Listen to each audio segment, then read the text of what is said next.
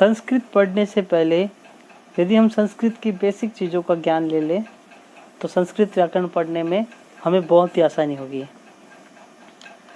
जैसा कि हम जानते हैं हिंदी तथा अंग्रेजी में दो वचन होते हैं, हिंदी में एक वचन तथा बहुवचन तथा अंग्रेजी में सिंगुलर और प्लूरल।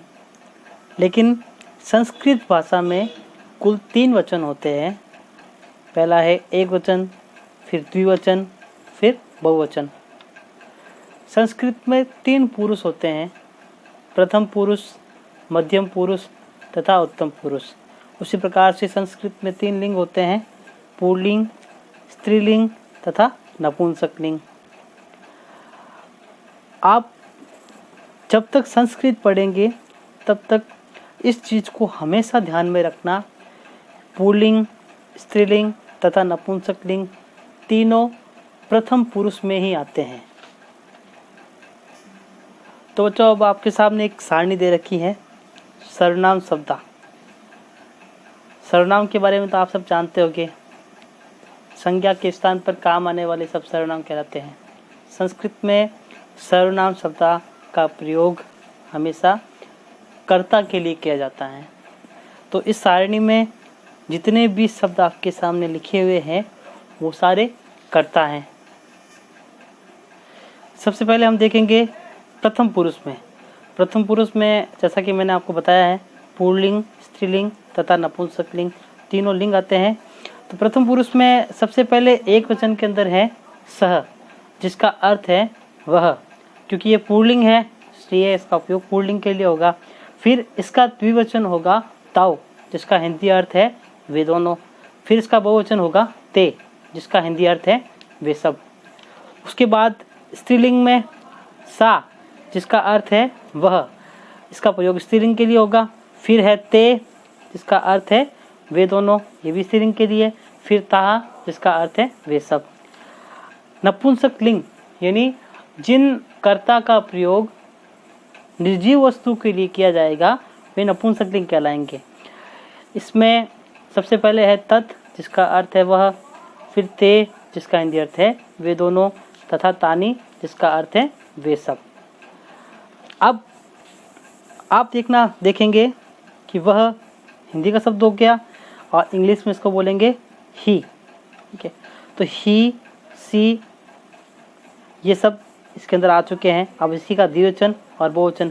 बहुवचन में आप अगर इंग्लिश में इनको देखें तो इन दोनों को दे कहा जाएगा, ते और ताहा को। एक है पुल्लिंग के लिए, दूसरा स्त्रीलिंग के लिए। अब है मध्यम पुरुष। मध्यम पुरुष के अंदर लिखा हुआ है त्वम, जिसका अर्थ है तुम, एक वचन के लिए। फिर इसका बहुवचन है, इसका द्विवचन है युवाम, जिसका अर्थ है तुम दोनों, तथा इसका बहुवचन है युयम, जिसका अर्थ है तुम सब। फिर है उत्तम पुरुष अहम, एक वचन, जिसका अर्थ है मैं। फिर है आवाम, जिसका अर्थ है हम दोनों। फिर है वयम, जिसका अर्थ है हम सब। अब बच्चों आपके सामने है इदम शब्दा। सर्वनाम शब्दा जो थे वह दूर पड़ी हुई वस्तु के लिए या दूर जो कर्ता होता है उसके लिए प्रयोग किए जाते थे। अब है आपके सामने इदम शब्दा जो नज़दीक के लिए, और इसका अर्थ आएगा यह में। इसमें मध्यम पुरुष और उत्तम पुरुष नहीं होता है, केवल प्रथम पुरुष होता है। क्योंकि सारे जो कर्ता होते हैं वो या तो स्त्रीलिंग हो गए, या पुल्लिंग हो गए, या नपुंसकलिंग हो गए। ठीक है, इसलिए प्रथम पुरुष का प्रयोग किया है यहाँ पे, और पुल्लिंग, स्त्रीलिंग और नपुंसकलिंग तीनों को लिया गया है इसके अंदर। तो पुल्लिंग एक वचन में लिखा हुआ है अयम, जिसका अर्थ है यह, नज़दीक के लिए। फिर इमाओ, जिसका अर्थ है ये दोनों। फिर इमे, जिसका अर्थ है ये सब। फिर स्त्रीलिंग एक वचन में लिखा हुआ है इयम, जिसका अर्थ है यह, स्त्रीलिंग के लिए। फिर द्विवचन में है इमे, जिसका अर्थ है ये दोनों। फिर है इमा, जिसका अर्थ है यह सब। फिर नपुंसकलिंग में लिखा हुआ है इदम, जिसका अर्थ है यह। फिर इमे, जिसका अर्थ है ये दोनों। फिर इमानी, जिसका अर्थ है यह सब। अब आपके सामने है एतत् शब्दा। एतत् शब्दा जो है वो इदम शब्दा के समान ही अर्थ वाले शब्द है। इसका अर्थ बिल्कुल जैसे इदम शब्दा का था वैसा का वैसा होगा। ठीक है, तो देखते हैं इसमें भी पुल्लिंग, स्त्रीलिंग तथा नपुंसकलिंग। पुल्लिंग में एक वचन में है एषः, जिसका अर्थ है यह। फिर है द्विवचन एतौ, जिसका अर्थ है यह दोनों। फिर है बहुवचन एते, जिसका अर्थ है यह सब। फिर ऐसा, जिसका अर्थ है यह, एते यह दोनों, एताः यह सब। फिर है एतत् यह, एते यह दोनों, एतानि यह सब। अब इदम शब्दा और एतत् शब्दा दोनों एक समान हैं। इनमें से आपकी बुक्स के अंदर तो इन दोनों में से कोई भी शब्द दिया जा सकता है। इदम शब्दा को तो आप याद करो, और उसके बाद में अगर आपको एतत् शब्दा याद करने हैं तब आप सर्वनाम शब्दा में सबसे पहले पुल्लिंग, स्त्रीलिंग तथा नपुंसक लिंग में जो सह, ताऊ, ते, सा, ते, ताह, तत्, ते, तानि यह था, इसके आगे ए जोड़ दो। तो देखो सबसे पहले उसमें था सह, इसके आगे ए जोड़ा तो यह बन गया ए सह। फिर था ताऊ, इसके आगे ए जोड़ा तो बन गया एताऊ। फिर था ते, इसके आगे ए जोड़ा तो एते बन गया। फिर था सा, उसके आगे ए जोड़ा तो ऐसा। इस प्रकार से आप सर्वनाम शब्द के अंदर जितने भी पुल्लिंग, स्त्रीलिंग और नपुंसक लिंग कर्ता थे उनमें अगर आप आगे ए जोड़ दोगे तो वह एतत् शब्दा बन जाएगा। सर्वनाम शब्दा में पुल्लिंग, स्त्रीलिंग, नपुंसक लिंग के जो कर्ता हैं उनको तत् शब्दा बोलते हैं, और क्योंकि इनके आगे ए जोड़ के लिखा गया है इसलिए इनको एतत् शब्दा कहेंगे। बस आपको इनको अगर आप आगे ए लगाते हो तो हमें सिर्फ दो जगह थोड़ी सावधानी रखी जानी चाहिए। सबसे पहले जो सह था वो दंत्य सह था, जिसका उपयोग हम सड़क शब्द लिखने में करते हैं, दंत्य सह था, लेकिन यहाँ पे उसको मूर्धन्य स में बदल दिया गया है। उसी प्रकार स्त्रीलिंग में एक वचन सा जो था वह भी दंत्य स था और इसे भी यहाँ पर मूर्धन्य स में बदल दिया गया है।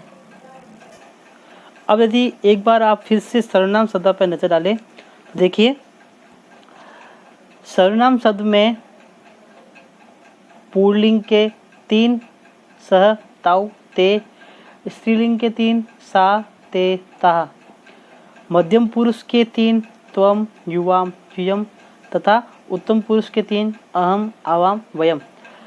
यह 12 कर्ता जो है वह सजीव कर्ता के लिए प्रयोग किए जाते हैं तथा तत्, ते, तानि यह तीनों कर्ता हैं, ये निर्जीव वस्तुओं के लिए प्रयोग किए जाते हैं। हिंदी या संस्कृत भाषा जो होती है उसमें हलंत का बहुत ही महत्व होता है। कई बार बच्चे जो है वो ब्लैक बोर्ड से लिखते हुए हलंत को लिखते नहीं हैं, जो आगे जाके बहुत बड़ी गलती बन जाता है। आप एक बार सोचिए, यदि हम व्यंजन संधि पढ़ रहे हैं और कोई एक शब्द के अंदर हलंत नहीं लगाते हैं तो वो व्यंजन संधि नहीं होगी बल्कि उसको स्वर संधि गिना जाएगा। तो उसी प्रकार से यहाँ पे आप देखिए तत् जो शब्द है उसके नीचे हलंत लगा हुआ है। उसके बाद में प्रथम पुरुष के अंदर सिर्फ एक ही शब्द है जिसके अंदर हलंत लगा हुआ है, और मध्यम पुरुष और उत्तम पुरुष के सभी शब्दों में हलंत लगा हुआ है। तो इन चीज़ों का आप विशेष ध्यान रखिए। हलंत का महत्व क्या होता है ये भी आप समझ लीजिए। अगर मैं त्वम शब्द के साथ में एव शब्द जोड़ना चाहूँ, त्वम शब्द के साथ में एव शब्द जोड़ना चाहूँ तो वह शब्द बनेगा त्वमेव। लेकिन अगर मैंने यहाँ पे हलंत नहीं लगाया तो ये जो शब्द बनेगा ये त्वमेव बनेगा, उसमें आई की मात्रा जुड़ जाएगी और वृद्धि संधि होगी। लेकिन यहाँ पे अगर त्वम के साथ एव जोड़ना चाहूँ तो यहाँ अनुस्वार संधि होगी। तो देख लीजिए आप हलंत का कितना महत्व होता है। उसी प्रकार से संस्कृत के अंदर विसर्ग का भी बहुत ज़्यादा महत्व होता है। तो आप इनमें लिखे हुए शब्दों का भी ध्यान रखना। सह के अंदर विसर्ग लगा रखा है तथा ताह शब्द के अंदर विसर्ग लगा रखा है, ये चीज़ें आप जरूर ध्यान रखें।